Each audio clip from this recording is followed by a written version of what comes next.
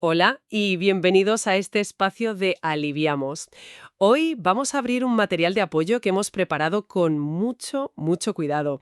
Está pensado para uno de los momentos más sísmicos que puede vivir una familia. El diagnóstico de Alzheimer de un ser querido. Exacto. Un momento que lo cambia absolutamente todo y casi siempre sin previo aviso. Así es. La guía se titula Cuando el Alzheimer entra a casa. Y bueno, la hemos creado desde Aliviamos, siempre con nuestro lema presente: atención y cuidado a domicilio. Claro. Y nuestra misión hoy no es solo resumirla, es meternos de lleno en sus páginas para intentar responder a una pregunta que lo sobrevuela todo. ¿Cómo puede una familia afrontar esto sin romperse por el camino? Esa es la pregunta. Buscaremos las herramientas que propone para conseguirlo.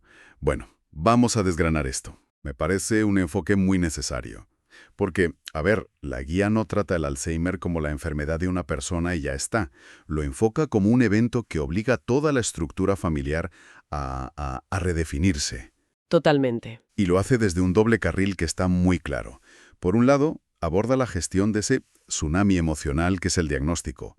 Y por otro, aterriza en las adaptaciones increíblemente prácticas del día a día. Vale. Y la filosofía que lo une todo es que entender la enfermedad es el primer paso para poder cuidarse los unos a los otros, sin añadir más sufrimiento.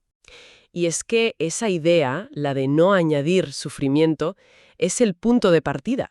Lo primero que hace la guía es casi literalmente darte un abrazo. Sí, hay frases como «lo que estás sintiendo es normal» o «no estás solo». Es una validación tremenda antes de dar un solo consejo. Es como si te dijera «respira, lo que sientes tiene sentido». Es que sin esa base, sin darse ese permiso para sentir, todo lo demás se construye sobre arena, ¿no? Claro, la gente se siente culpable por sentir rabia, por sentir miedo, incluso por sentir un alivio extraño al tener por fin un nombre para lo que pasaba. La guía normaliza esa avalancha, la negación, la tristeza, la ira. Y el cansancio. Menciona un cansancio que a veces llega incluso antes de empezar a cuidar, solo con el peso del diagnóstico. Pero hay un concepto que usa la guía que me ha llamado mucho la atención. A ver, Lo llama un duelo anticipado. A mí, de primeras, la expresión me choca un poco. Suena casi a rendirse antes de tiempo. ¿Qué implica realmente? Es una apreciación muy buena, porque el nombre puede llevar a engaño, sí. No tiene nada que ver con rendirse. Al contrario, es un concepto increíblemente liberador. ¿ah, sí? Sí, el duelo anticipado es el proceso de empezar a lamentar la pérdida no de la persona, sino de la persona tal y como era. Es el duelo por las conversaciones que ya no serán iguales, Claro. por los recuerdos compartidos que se van desvaneciendo para uno de los dos, por ese futuro que se había imaginado y que ahora, pues, será diferente. Ponerle ese nombre permite a la familia entender que su tristeza es legítima. Que no están traicionando a nadie por sentirse así. Exacto. Están de luto por una versión de la vida que se está yendo. Claro, le da un marco a un sentimiento que debe de ser increíblemente confuso, y la guía lo conecta con algo que parece simple, pero que debe de ser una revolución. Ajá. Insisten que los cambios de comportamiento, los olvidos, la confusión, la irritabilidad, no son voluntarios. Y recalca, no son terquedad ni falta de amor. Y aquí es donde un dato informativo se convierte en una herramienta para la paz familiar. Imagina la escena, un padre que acusa a su hijo de robarle la cartera, que en realidad está en su bolsillo. Uf, sí. La reacción instintiva es defenderse. Papá, eso no es verdad, mira. Y eso genera frustración, dolor, una discusión inútil. Que además no lleva a ninguna parte. La lógica ya no es la misma. Exacto. Si en lugar de eso la familia interioriza que esa acusación no es un ataque personal, sino un síntoma de su cerebro intentando encontrarle sentido a un mundo confuso. La respuesta cambia por completo. Entender que no es voluntario desactiva el conflicto antes de que empiece. Libera de una carga de resentimiento brutal. Vale, entender esto a nivel emocional es la base, la zapata de todo. Pero me imagino que el siguiente pánico, una vez asimilado el golpe, es mirar tu propia casa y pensar, nada de esto está preparado para lo que viene. Totalmente. ¿Qué dice la guía sobre eso? Sobre convertir un hogar en un refugio seguro. Pues lo aborda de una forma muy directa, pasando de lo emocional a lo tangible. Propone una especie de auditoría de seguridad del hogar. Una auditoría. Sí, cosas que parecen obvias, pero que se nos pasan. Mejorar la iluminación para evitar sombras que puedan asustar o confundir, quitar alfombras. Quitar alfombras, por supuesto, para no tropezar, poner esas barras de apoyo en el baño y la ducha, y algo crucial, simplificar el entorno, menos objetos, menos desorden, para reducir la sobreestimulación. Entiendo. La guía lo resume en una frase que me gusta.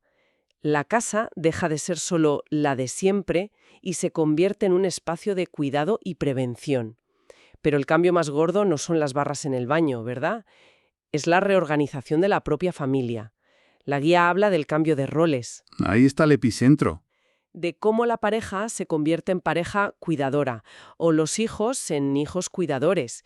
Y ahí es donde empiezan los verdaderos terremotos. Ahí es donde la enfermedad pone a prueba las costuras de la familia, porque la carga por defecto tiende a caer sobre una sola persona. Normalmente la pareja o la hija mayor. Normalmente. Y la guía es muy tajante al respecto. Eso es una receta para el desastre. Por eso propone una reorganización familiar proactiva.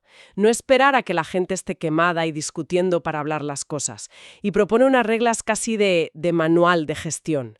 Dice que hay que hacer una reunión familiar, definir roles. Espera, dice que hay que poner los roles por escrito. Sí, lo dice. A mí eso me suena un poco corporativo para una familia. ¿No podría generar más tensión, parecer demasiado frío?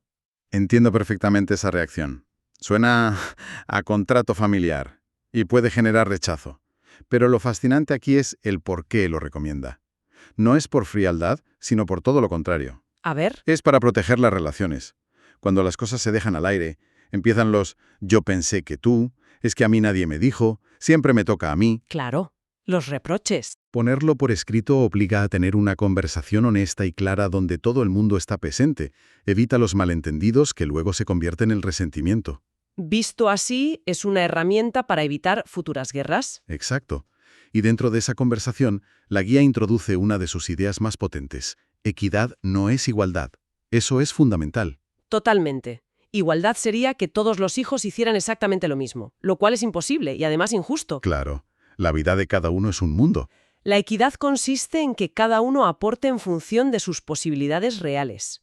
El hijo que vive en otra ciudad no puede hacer la compra diaria, pero quizá puede encargarse de toda la gestión online de las facturas y citas médicas. O aportar más económicamente. Por ejemplo, y la hija que vive cerca pero tiene 3 niños pequeños, quizá no puede pasar todas las tardes, pero puede cocinar para varios días los domingos. Y quizá hay un tercer hermano cuya fortaleza es la paciencia, y su rol es llamar cada día para hablar. Claro, se trata de que cada uno ocupe el lugar donde es más útil y donde su propia vida no se desmorone, que también es importante. Precisamente, es construir un equipo donde cada uno tiene una función clara. Y eso nos lleva a una de las frases más duras pero más ciertas de todo el material. Dime. El Alzheimer no rompe familias. La falta de acuerdos sí. Pone toda la responsabilidad en la comunicación y la organización, no en la enfermedad. Es que lo pone todo en perspectiva. Una vez que la casa y la familia están, digamos, preparadas para la batalla, llega el día a día. Y ahí la guía se centra en 2 herramientas clave: la rutina y la comunicación. ¿Dos pilares? De la rutina dice que es una gran aliada. Pensemos en cómo se siente una persona cuya memoria y capacidad de procesar se desvanece. Es como vivir en una niebla constante, ¿sabes? Donde todo es nuevo e impredecible. La rutina es como un faro en esa niebla. Saber que después de desayunar viene un paseo y después la música. Ese orden predecible reduce enormemente la ansiedad. Les da seguridad. Una seguridad inmensa. Les proporciona un esqueleto al día. Pero la guía también matiza algo que me gusta. La rutina no es rigidez, es contención. No se trata de un horario militar, no en absoluto. Se trata de tener puntos de anclaje a lo largo del día. Si un día la persona no quiere pasear, pues no pasa nada. Pero el marco general, el ritmo, se mantiene. Es un equilibrio delicado. Y esa misma delicadeza se necesita en la otra gran herramienta, la comunicación. Aquí los consejos son oro puro y muy concretos. Sí, lo son. Usar frases cortas, dar una instrucción a la vez. Nada de ¿quieres ducharte y vestirte y bajar a desayunar?, sino ir paso a paso. Claro. Y uno que me parece clave, nunca infantilizar. Hablarle como al adulto que es. Pero el ejemplo que más me impactó fue el de cómo gestionar un recuerdo falso. Ajá. En lugar de un X, eso no es verdad, que es lo que nos sale a todos, ¿no? ¿Es el impulso? Sugiere un C, entiendo que eso te preocupa. Analicemos por qué ese pequeño cambio es tan poderoso. Cuando alguien con Alzheimer dice, por ejemplo, mi madre va a venir a buscarme, aunque su madre falleciera hace décadas, no está mintiendo. Para esa persona es real. En su realidad, en ese momento esa es su verdad. Si la confrontas con el dato, tu madre murió hace 20 años, lo único que consigues es generarle un dolor y una confusión terribles. Y una discusión que no puedes ganar. Imposible. En cambio, si validas la emoción que hay detrás, entiendo que te preocupa o echas de menos a tu madre. Conectas con el sentimiento, no con el dato. Le estás diciendo, te veo, te escucho. Y lo que sientas me importa. Proteges su dignidad y mantienes el vínculo emocional. Se desplaza el objetivo de tener la razón a proporcionar calma. Es un cambio de mentalidad absoluto para el cuidador. Como dice la guía, la dignidad siempre hace parte del cuidado. Siempre. Y hablando de cuidado, esto me lleva a la última gran sección del material, una que a menudo se pasa por alto. El texto lanza una pregunta muy directa. ¿Quién cuida al cuidador? Una pregunta que incomoda a muchos cuidadores. Se sienten egoístas solo por planteársela. ¿Cómo voy a quejarme o a pensar en mí con lo que está pasando mi ser querido? Exacto. Y la respuesta de la guía es un puñetazo en la mesa contra esa culpa.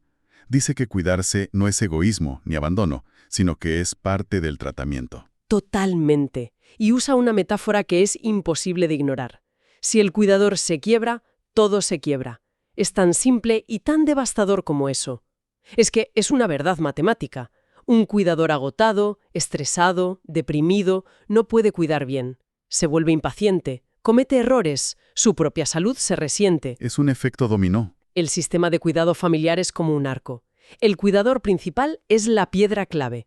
Si esa piedra se fisura, toda la estructura se viene abajo. Por eso, pedir ayuda, buscar respiros, no es un lujo. Es una necesidad estructural. Y para ayudar a identificar ese punto de quiebre, la guía enumera señales de alerta. El agotamiento crónico. Cuando la medicación se vuelve demasiado compleja. Cuando hay un riesgo real de caídas en casa. O cuando los conflictos familiares, a pesar de todo, son ya insostenibles. Ahí es cuando dice que hay que buscar apoyo externo. Y aquí es donde entra el papel de la ayuda profesional, como los servicios de enfermería a domicilio que mencionamos. Es importante entender bien su función. La guía, desde nuestra perspectiva en Alivionos, lo define muy bien. ¿Cómo lo define? Dice que el apoyo profesional acompaña, no reemplaza. No se trata de externalizar el cariño o de delegar el amor, se trata de complementar. Es un trabajo en equipo, entonces. La familia y los profesionales. Exactamente. Es añadir un pilar técnico y de respiro. Un profesional puede gestionar la medicación con seguridad, ayudar en la higiene de forma que se eviten lesiones. Y sobre todo, dar a la familia unas horas de respiro. Eso es, para que puedan recargar las pilas y seguir cuidando desde el cariño y no desde el agotamiento. El mensaje constante de la guía, al incluir también consejos para los nietos o listas de asociaciones, es que nadie tiene por qué pasar por esto solo. Hay una red. Entonces, ¿qué significa todo esto? Si intentamos destilar la esencia de esta guía, yo me quedo con 3 ideas principales. A ver. La primera, que entender la enfermedad. ¿Qué es y qué no es? Es la base para poder cuidar con compasión y sin culpa. Fundamental. La segunda, que la organización familiar y la comunicación, por muy corporativas que parezcan, son en realidad un cortafuegos contra el resentimiento. Sí. Y la tercera, que la salud del cuidador no es secundaria. Es la condición indispensable para que todo lo demás funcione. Y me gustaría cerrar con la frase final de la guía, que es preciosa. Adelante. El Alzheimer cambia la vida, pero no borra el amor, la historia ni la dignidad. Es un cierre muy poderoso. Y me lleva a una última reflexión, algo que la guía apunta en la sección Pensar en el futuro con respeto. Nos anima a tener las conversaciones prácticas mientras se pueda, sobre decisiones médicas, temas legales, pero si llevamos esa idea un poco más allá, nos deja una pregunta flotando. ¿Cuál? Más allá de toda la logística del cuidado, que es imprescindible, ¿qué conversación sobre los valores, las historias y la esencia de esa persona es crucial tener ahora, antes de que sea tarde? ¿Qué le gustaría que recordáramos de ella? ¿Cómo podemos asegurarnos de honrar su dignidad y su historia, incluso cuando las palabras empiecen a faltar? Una pregunta que va directa al corazón de lo que significa cuidar. Sin duda, algo en lo que pensar. Gracias por habernos acompañado en este análisis. Les esperamos el próximo miércoles con un nuevo tema.